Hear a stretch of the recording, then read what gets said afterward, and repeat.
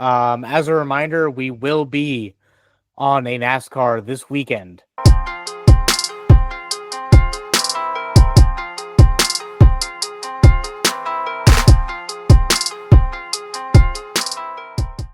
Hello, and welcome to Updog Sports Talk, official NASCAR temporary sponsors on the ARCA series. We are on the back of a NASCAR, baby. Yeah. That you heard is from Justin McGovern, as always. What's up, dude? Hey, we are thrilled to be on a NASCAR. If you have not been following along on our social medias, make sure you are. We'll be hyping this up a little bit more tomorrow as well. But that is not why you're here tonight, as much as we really want to talk about this. We are here to continue our college football season review series. We are a podcast that prides in talking about everyone in college football. So we have covered the SEC, the Big Ten, the Independents, the Pac-12, the Big 12, and the ACC. And now we are on to what really sets us apart from any other podcast you listen to. We are ready to cover the American, the Sun Belt, and Maction in the exact same way. Yeah. And if you're new to the channel, we were founded in COVID, and we got sick and tired of bigger networks focusing solely on the LeBron Jameses, the LA Lakers, the LA Dodgers, the Tom Brady's back then, just the top players and teams in each league. We want to represent everybody, so we try to spend as close to an equal amount of time on everybody as we can. Hence why we're doing all these grades, so we can spend the same amount of time on every team. So yeah, we are here today to talk football. Justin, what conference are we starting off with? We are starting off with the American. If you've not been following along in the series and this is your first time checking us out, we usually cover these conferences in alphabetical order. So in the American, that brings us to the Army Black Knights. They went 12-2. Hold on. American. Hold on. Before we get into our grades, I do have to say something about the American. I did read an article the other day. The commissioner actually is trying to drop the athletic name and trying to just be the American Conference. So there's a big push for the rebranding on that. So just an FYI, everyone, if you see us using AAC, it's usually more for convenience than out of respect. But we're going to try to use the American Conference going forward. I think that'll help too, because like the AAC is like an acronym I want to use, but I feel like no one else uses it ever. Well, they started using it early on, and then they just said, you know what? Let's not use that. Let's just go with the American. And I think it's a good move. They're the only ones with in FBS college football with athletic in the conference name. So might as well drop that and fit in with everyone else, I guess. But matchup tracker, shout out. He said, I just like the American. I like just American. Sorry. Yeah. Oh, man, that was two completely different messages. Yeah, I know. It's been a long day. Yeah.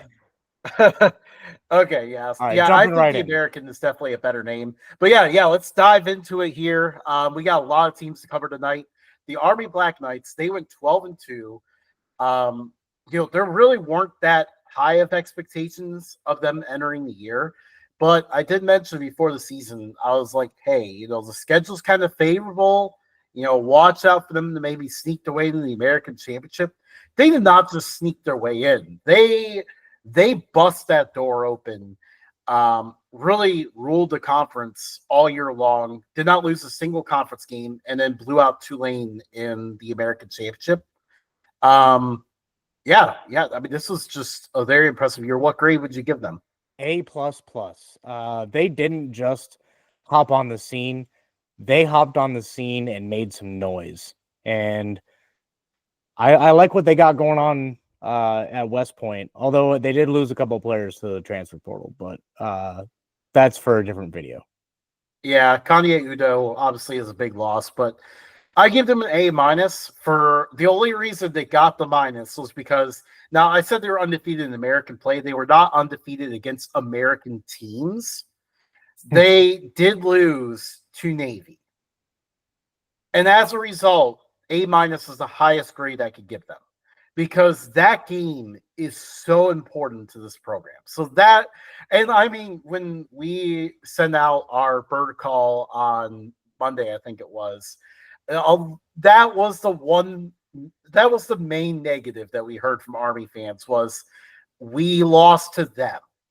We did not beat that team.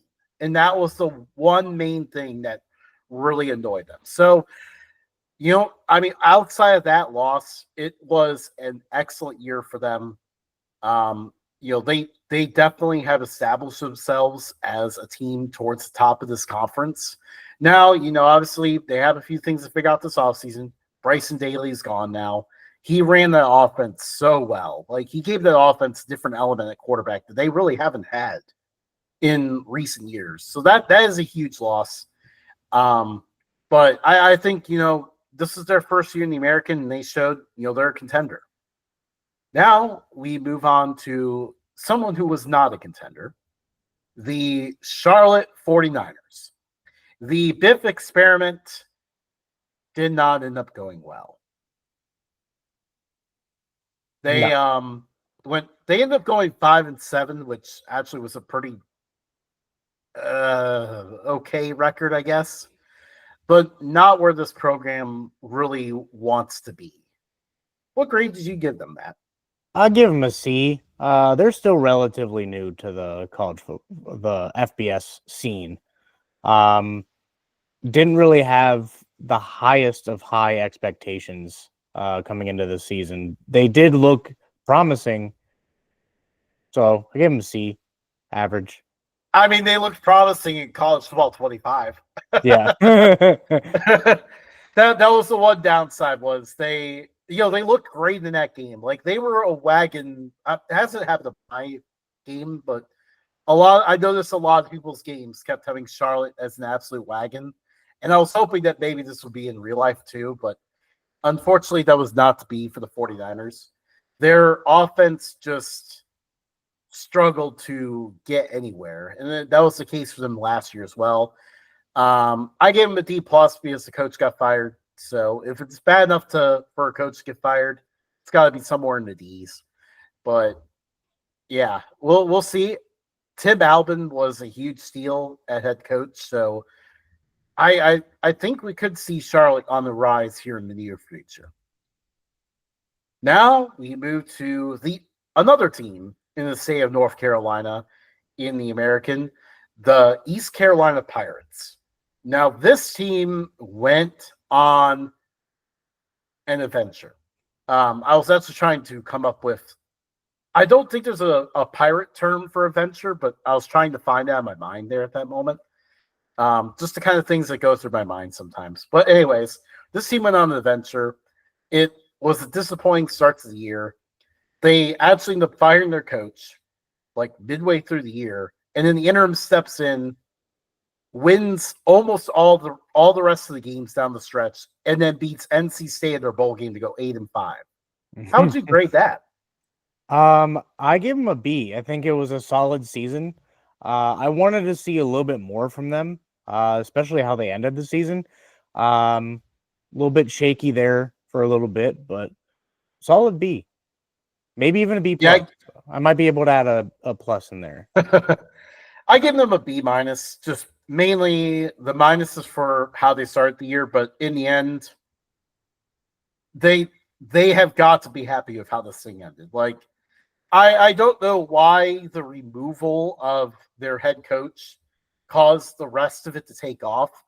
I think it may have been just centered around he was a bit more of a defensive mind, and the offense kind of took off once he got fired. So that kind of tells me he was probably intervening there a little bit, and then the interim took over. He was like, "Yeah, offense coordinator, go and do whatever you want to do," and then the offense just kind of took off. So that really helped him. And then obviously, I gave him a boost that win over NC State because that was a win that Pirates fans really loved. They loved beating that team.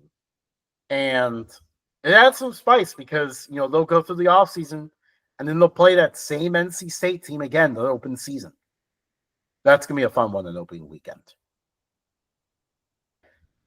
Now we get to the first of the American Owls, Florida Atlantic. We have 3 different sets of Owls to go through here. Who? Florida Atlantic is who? Under Tom Herman, it's like, okay, maybe he can get this thing going. I think they're like 5th or 6th highest odds to win the American entering the year.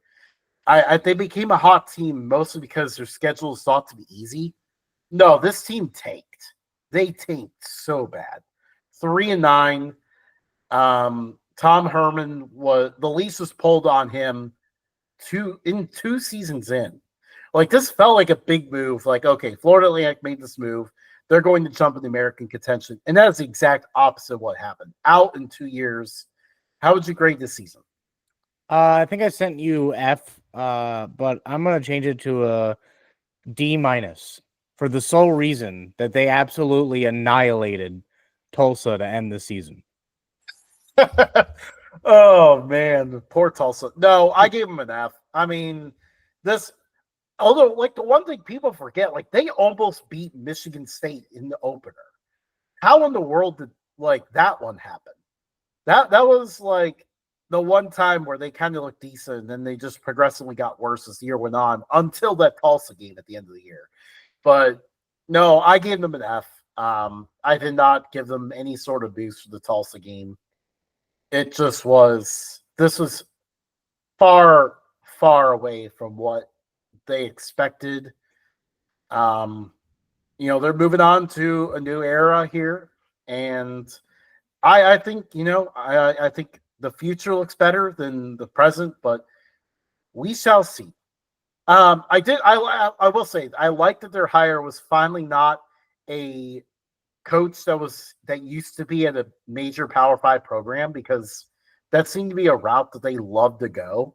Like Howard Snellenberger, Lane Kiffin, then Tom Herman. Like, they always love to go that route. So it was nice to see them switch it up at the current hire. I missed this comment from Matchup Tracker, but they said NC State rematch week 1 in 2025. Hey, it was like as if I saw it. But no, we are very excited for that matchup. We'll have to do a show later this offseason, like the non-conference matchup set excite us the most, because that one's definitely one of them. Oh, 100%. We go to a team. We finally can get a little more optimistic spin on this, because, man, we went through 3 teams in a row that fired coaches.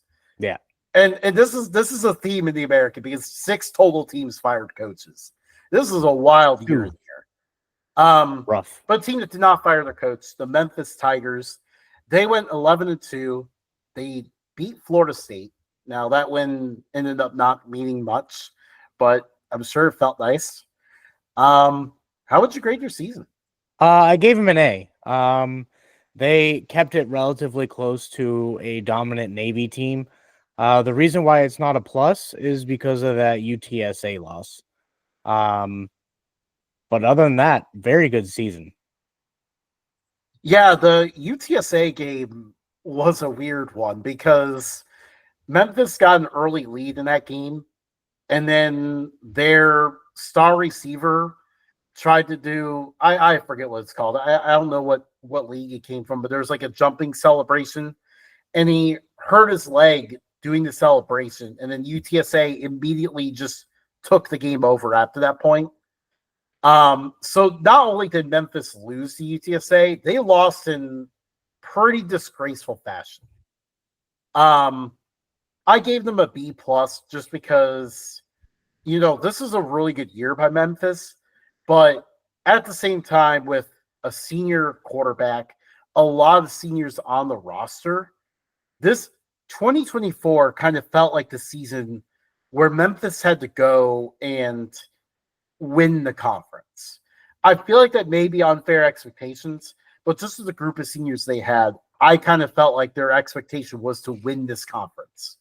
And, they ended up falling short of that. They still did really good, which is why they still get a B+, but I just could not get them in the A range because I wanted to see the Tigers win this. Next is another one of the risers from another service academy, the Navy Midshipmen. Navy finished 10-3 on the year. They entered the season with no expectations whatsoever. No one really knew what to make of this team. And, they went 10-3, and most notably, they did beat Army. How would you grade their season? Because they beat Army at the end of the year, I give them an A. But they had a very dominant team until they faced Notre Dame, and then absolutely got blown out, and then struggled for a little bit before righting the midship again. Oh no. I gave them an A. Obviously, some of the struggles, kind of reduced their grade a little bit, but which, by the way, so their worst loss they took this year was an extremely weird game against Rice, where they got delayed 5 or 6 hours. They basically played an American after dark game, because that game resumed around 10 o'clock Eastern or something like that, and it was a 5 to 6 hour weather delay. Not only was it a 5 to 6 hour weather delay, other teams in the area of Houston, like the Houston Cougars, were still playing. It was just simply the area of Houston where Rice was that kept getting the storms and got delayed 6 hours. I think Houston, that was when Houston upset Kansas State. Houston got delayed maybe an hour. No, this game got delayed 5 or 6 hours. And then Rice ended up upsetting Navy in that game. So it was just that game needs to be looked back on more, and I'm glad that it popped in my head to cover that, because that was one of the most bizarre games of the year, and I don't think enough people are talking about it. But I'm happy with how Navy did. I gave them an A. Obviously they didn't win the conference, but this season was a surprise. It came out of nowhere. They beat Army. That's another plus. And the bowl win over Oklahoma. That one's pretty good too. Yeah, that was a really good one. Yeah, so great season for Navy. Most notably, Blake Horvath is back next year. I do think we need to talk about Navy as potentially the favorite to win the American in 2025. I'd put some money on that. Yeah. Next, we look at the North Texas Mean Green. It was a hot start for the team. They opened the season 5-1 at one point, but then the schedule got tougher. They actually lost their next 5 games, but then beat Temple to reach a bowl game. They did lose that bowl game, finished 6-7. How would you grade their season? I would go with C-. I didn't expect a whole lot from them this year, and even at 6-7, they exceeded my expectations. They beat the teams that they should have beat. They didn't beat the teams that were a little bit stronger than them. So C-. Okay, I'm going to push back on you here a little bit. Why are you giving them a C- as they surpass your expectations? Because, they still went 6-7. I can't really give them a great grade for having a losing record. I know, but I gave them a... You beat South Alabama. You beat an FCS, Stephen F. Austin. You get annihilated by Texas Tech. You blow out Wyoming and Tulsa. You win a close one at Florida Atlantic.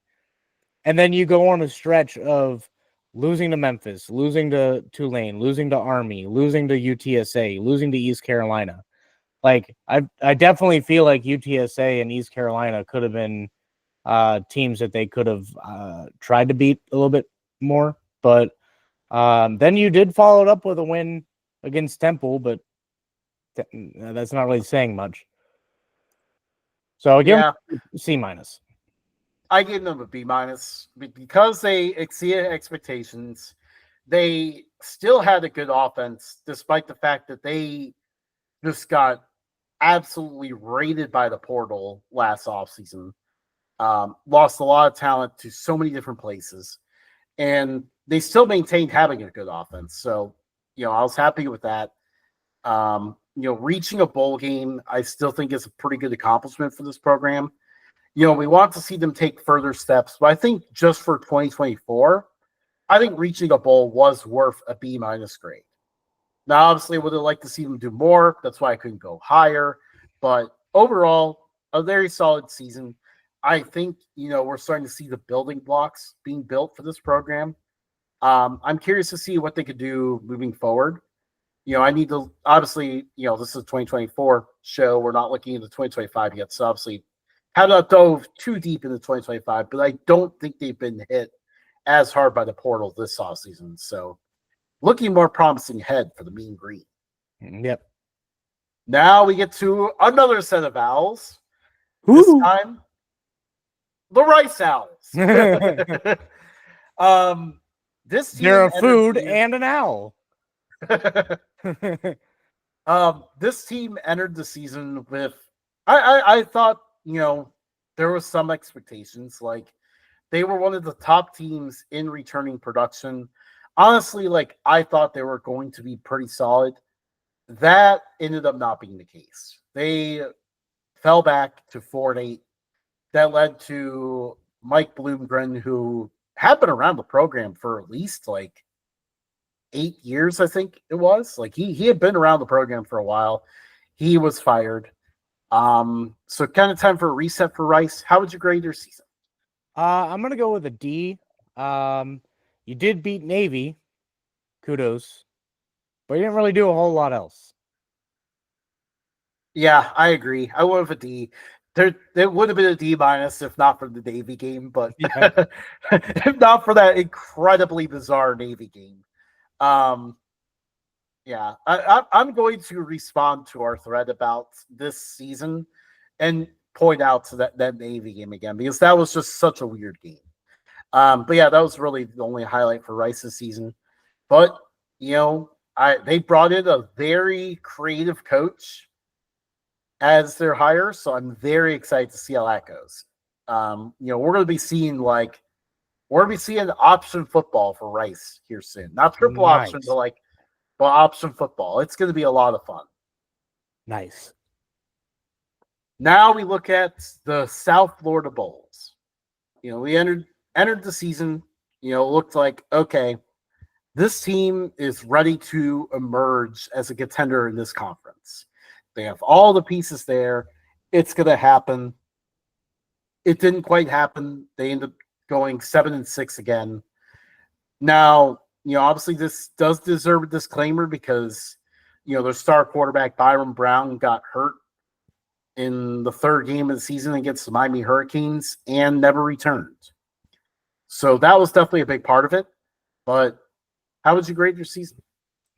I give him a C. I mean, you did finish with a winning record, but you didn't really beat anyone. Yeah, and I think they took some tough losses in games against teams that they were expected to compete against. Tulane ran them off the field.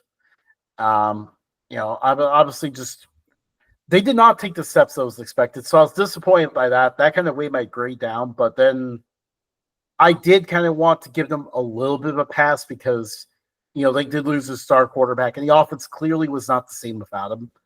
I gave him a C as well. I ended up going with a C. Obviously Byron Brown at this moment, he is still with the program. So, get him back healthy. Maybe this offseason now with not as much buzz, not as much expectations around the program. Maybe next year is when they can kind of sneak up everyone and go, hey, we are going to contend for this after all. But yeah, 2024 is not what was expected for the Bulls. Nope. And now we finally get to the last of our Owl Gauntlet. Whoo! The Temple Owls. um, yeah, Temple Temple entered the year with low expectations. The K Forward rankings had them ranked dead last. So you knew it was going to be a long year, and that's exactly what happened. Temple went 3-9. How would you grade this season?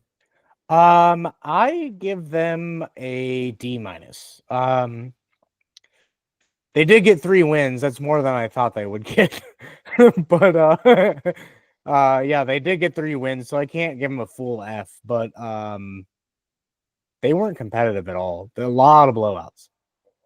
Yeah, yeah. I'll give them credit for squeezing out the wins they did get. That's why I did not give them an F, was because I gave them a D minus as well, by the way.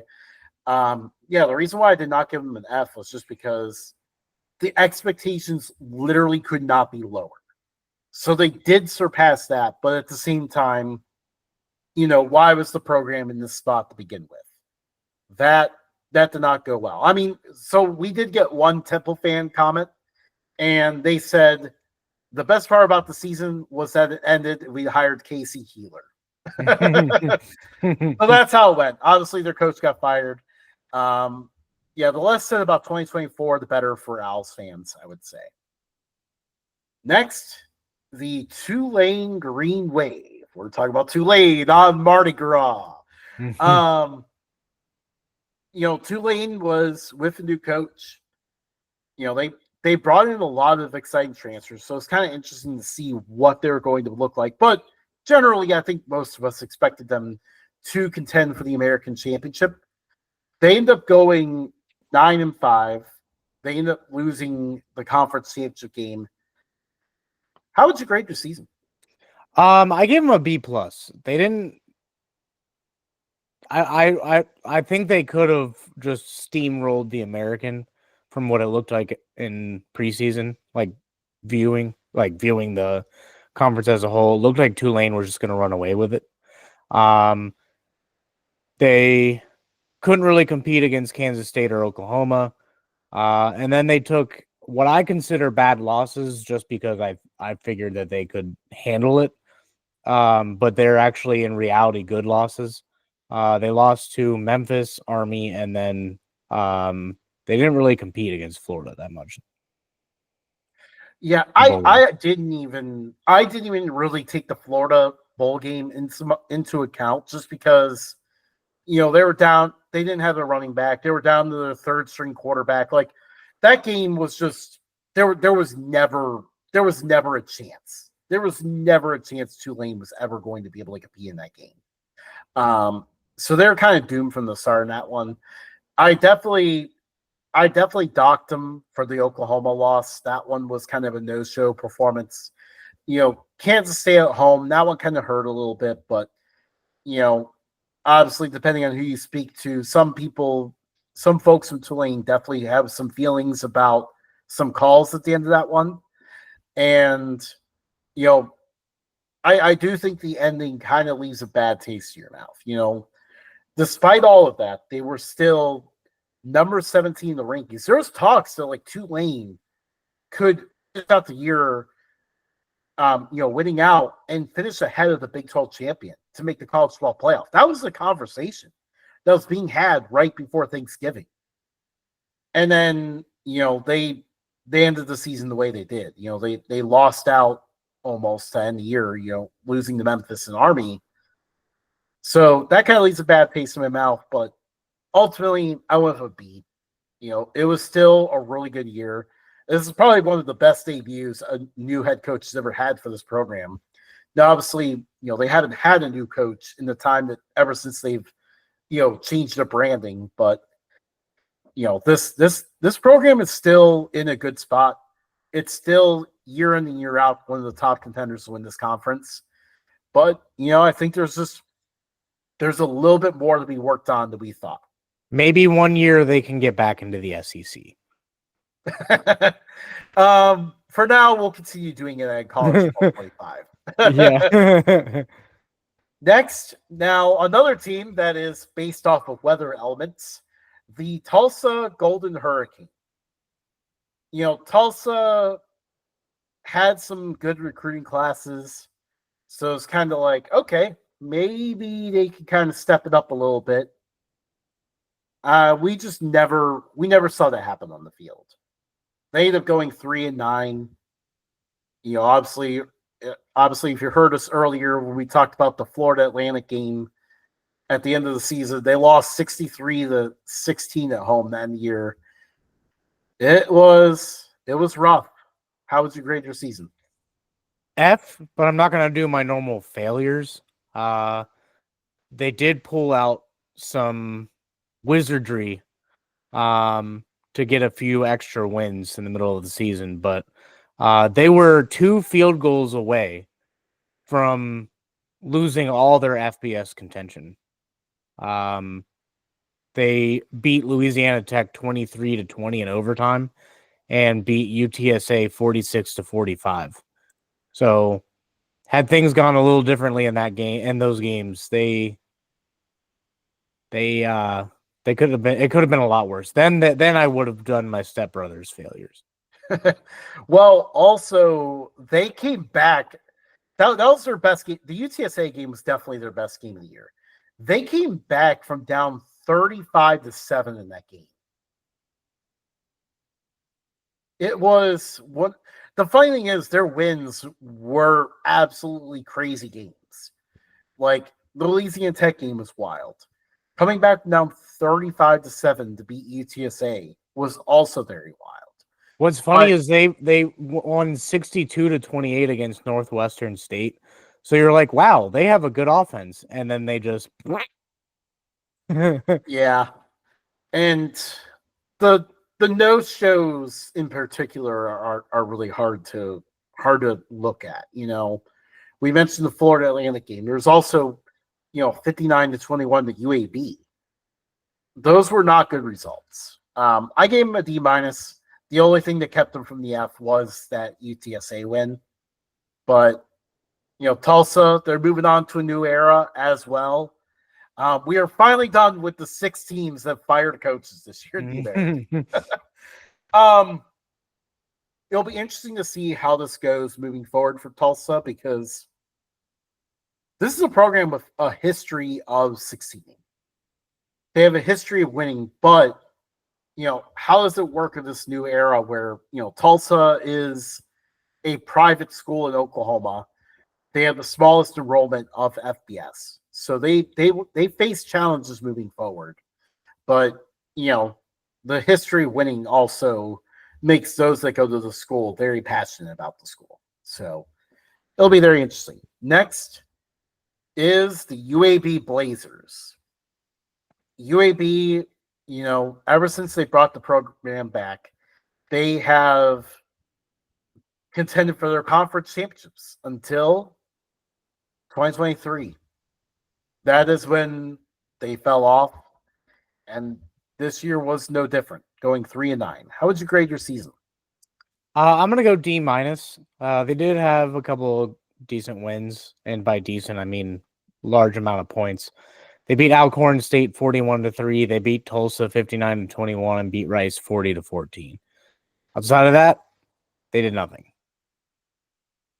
Yeah, this is a very weird team because, generally they won in a blowout or they got blown out.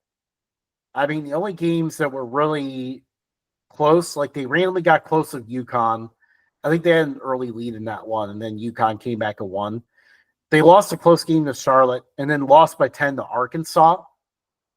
I mean, yeah, those 3 completely the same team, right?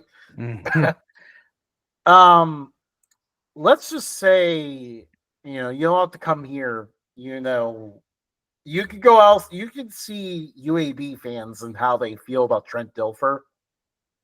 They're not happy with the situation. And, I can understand why. This is a program that ever since they returned, they worked hard to bring this program back. And ever since they returned, they had been really, really good. Contending for the conference championship was an expectation for them. And they had a guy there. Bryant Vincent, we're going to get to talk about him in a little bit here. He's proven to be a good coach. he got them to a bowl win when their coach had to medically retire just before the season. And they passed him along for Trent Dilfer. And we're seeing the results on the field right now. Trent Dilfer had no business winning that Super Bowl, and he had no business coaching this team. Man. All right. Let's get a more positive to close out the American here. The UTSA Roadrunners. They went 7-6. This is another one of those weird teams that went 6-0 at home and 0-6 on the road. But UTSA, unlike other ones that we have talked about in our past episodes, those other teams with these crazy splits end up losing their bowl game. UTSA won their bowl game. Yeah. How would you grade their season? I give them C-. I wanted to see a lot more from them. They were a roller coaster of a team. Their highs were high, their lows were low, and everywhere in between. Like they beat Memphis. They had a couple other good wins. But they didn't beat East Carolina. They didn't beat Rice. They didn't beat Tulsa. And I feel like if they would have won those 3 games, we would be having a very different conversation right now. But because they lost, I can't really give them a decent grade. I wanted to see more from this team. Yeah, and DJ Lagway, transfer to UTSA like you did in College Football 25. Yeah, this is a team that I think, this is their first year in a while without Frank Harris, without a lot of guys, really. And I think they end up needing to retool more than expected. By, at one point in October, it was like, especially after the Tulsa game, it was like, man, I mean, UTSA is really down. Like they have fallen off big time this year. And then, they ended the year pretty good. They beat Memphis, beat North Texas late in the year, and got more competitive on the road, more competitive against Army, and then won their bowl game. So like you saw that team make those steps late in the year. So I gave them the C for this year. It was a down year, but I'm encouraged by the fact that at the end of the year, I can kind of see that point where they kind of start to click a little bit, and we could start to see this team return to competing for conference championships in 2025. Yes. Well, that is the show today. As a reminder, we will be on a NASCAR this weekend. On Friday, 3/7 at 8 p.m. on FS1. Our logo will be on either the B or the C pillar for Brayton Laster's 06 ARCA Menards Series race car. You can watch him win because we're going to be on the car and we're winners. So we're super excited about that. We won a contest, didn't have to pay anything. That was fantastic. So Brayton, thank you so much for allowing us to win that contest and put us on the side of your car or back. So thanks, Brayton. Yeah, I mean, this is a pretty incredible moment for the show. Like we are a small show based out of Ohio, and our logo is going to be on a ARCA Series car all the way in Phoenix, Arizona. Yeah. So a whole new market. Brayton, if you're watching, if you can maybe just point to us, if you want to be as kind to say something about us, that'd be great. We do understand how NASCAR works, so you do have to give a shout out to the paid sponsors. But if you want to give a shout out to the unpaid sponsors, yeah, you gotta shout out your paid sponsors before you shout out us freeloaders. Yeah. This is the definition of along for the ride. Oh yeah, 100%. And the fact that his Twitter handle is the one pizza man, fantastic. Amazing. Wouldn't have wanted to be on anybody else's car. So thanks, Braden, for allowing us to be on your car this weekend. If you do not follow us at Updog Sports Talk on every social media, we're verified now. So look for the green or blue check mark. And except for TikTok, it's super complicated. It's just at Updog Sports Talk. Nothing else to it. Like, subscribe, share with your friends. We love hearing from people looking to grow this channel. If we're on the back of the NASCAR, we have high expectations. So been a great week for us. We're going to ride that high all the way through Friday, and see you guys next week. See you next week. Hopefully Bowling Green has a coach by then. Hopefully. We'll see. Probably not. See you guys. Still no coach.